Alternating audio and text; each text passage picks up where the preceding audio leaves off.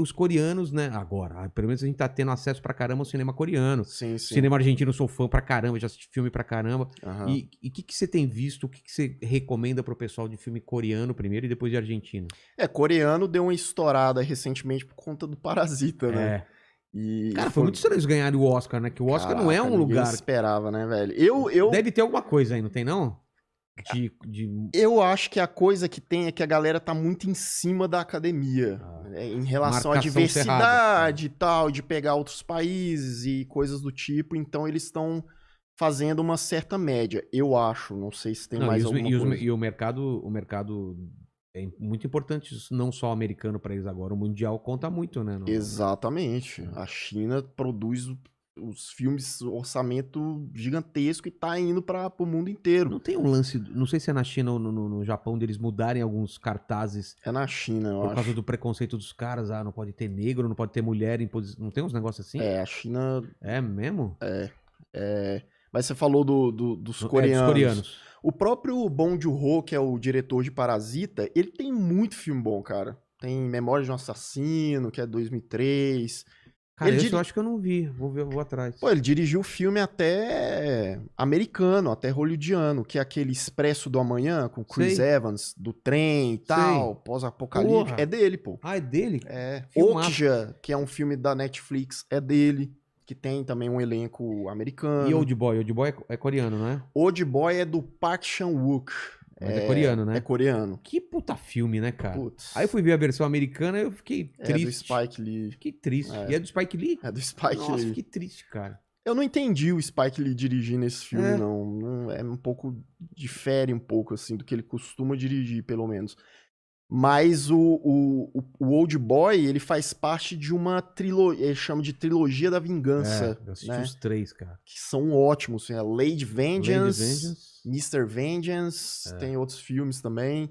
Ele dirigiu esse mesmo diretor, eu tô tentando lembrar o nome, que tinha até pouco tempo atrás na Netflix, são 2 mulheres e tal, A Criada, eu acho que é A Criada. Ah, tá. É muito eu bom. Não terminei de ver esse filme. Muito bom.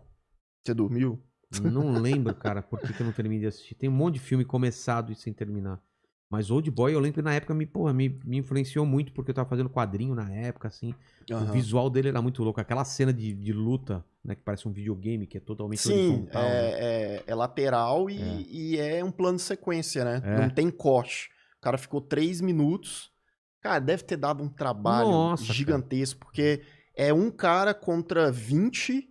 E aí eles quebram madeira no cara, e o cara batendo e... Pra quem não manja de cinema, e eu acho legal, gente, eu sempre tento fazer esse tipo de coisa aqui, explica o pessoal por que é difícil fazer um plano sequência. E o que é um plano sequência e por que é difícil. Primeiro que você tem que ter a sequência, porque o quê? Tudo ensaiado, tem um plano não que tem vai... corte. Não tem corte. É filmado né? direto. É direto, mas aí você tem que ter um ensaio, com certeza. Não é o cara falar, vamos fazer isso aqui... Old Boy, com certeza, eles fizeram aquilo.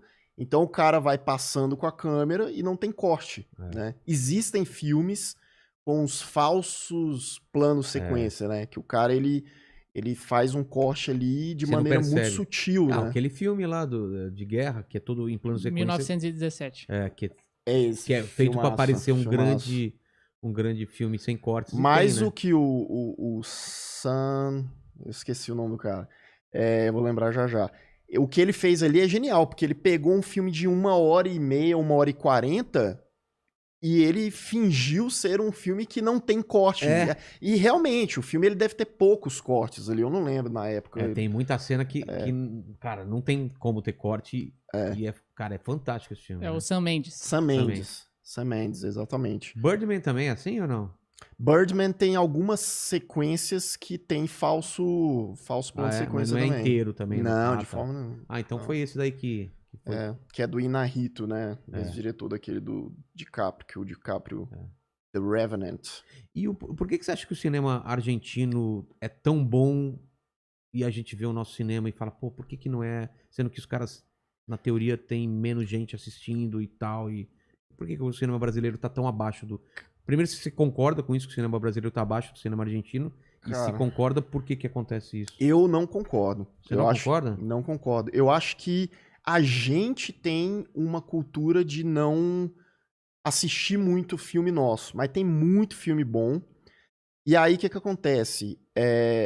A emissora lá, não vou falar o nome, que produz... É a Globo, pode falar então. Pode, claro. A galera tem uma cisma de... Realmente, eles fazem muito besterol e tal. Então, criou uma cultura que a galera já pensa assim, filme nacional é igual a besterol. Mas tem muita gente produzindo filme, drama pesado. Então, mas se você pegar o tamanho do Brasil, o tamanho da população e o número de filmes muito, muito bons e pegar a Argentina e fazer a mesma coisa, eu acho que a Argentina tem mais filmes bons. Talvez, eu não tenho, né, não certeza, mas eu acho que talvez pode ser uma questão orçamentária, uma questão de incentivo cultural, e aí... Ou mesmo de cultura das pessoas assistirem os filmes do próprio país que tem mais do que aqui, talvez. Exatamente. Então lá eles já têm essa cultura um pouco mais, pô, vamos ver o filme. E a Argentina tem um negócio interessante que eu não sei também que acordo é esse, que eles têm muita coprodução com a Espanha.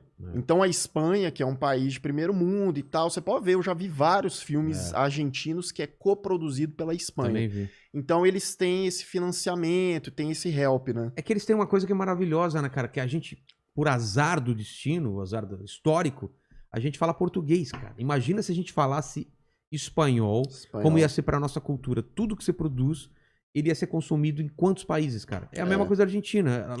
Quantos países falam o espanhol? Então, cara, o mercado é muito maior para despejar esse negócio. E por exemplo, americano tem preguiça, né? Eles não gostam de ler legenda. Não é um negócio que igual a gente tem aqui. E aí por isso é um dos motivos, não o único motivo, que eles fazem muito remake. Porque eles preferem investir 50, 100 milhões fazendo uma versão deles do que ler legenda. Muitas vezes é isso. Aí, claro, né? Tem a questão, a gente quer os nossos atores, a gente quer os nossos diretores. Você pode ser passado em Tóquio, não. Vamos fazer passado em Chicago. E aí... Exatamente. Por exemplo, você conhece o Michael Haneke? Não. É um austríaco muito bom. Ele tem uns filmes... Ele dirigiu aquele Violência Gratuita. Conhece, Mandíbula? É muito bom.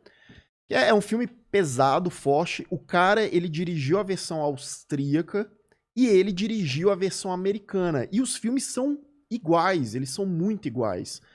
Então você vê, com certeza, né, teve uma proposta por trás e tal, mas com atores americanos. Inclusive tem o Tim Roth, a Naomi Watts lá. Então é isso, os caras eles querem as produções deles. E a gente, igual você falou, a gente não tem, no máximo vai pra Portugal e a galera entende, né?